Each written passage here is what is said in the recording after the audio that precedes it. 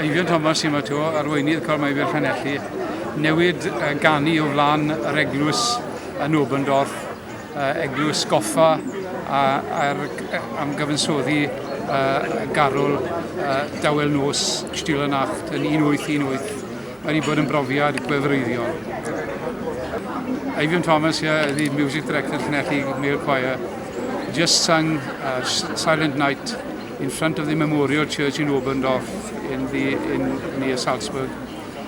It was a very moving experience, a very thrilling experience, something I wanted to do all my life since I did a lesson on Silent Night in 1965, first teaching track. But a wonderful experience this was this morning.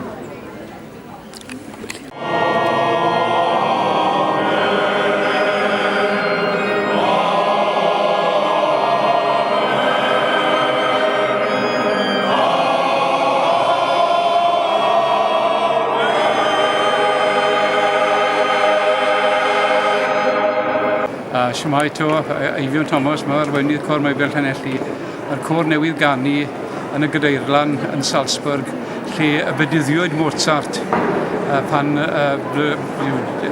frechan mlynedd yn ôl. And mae wedi bod yn brofiad gwefreiddiol yn enwedig canu yma yr Ave Verum oedd wedi chyfansoddi yn ei flwyddyn ola o'i fywyd. Gwefreiddiol oedd y profiad i gyd. Diolch yn fawr.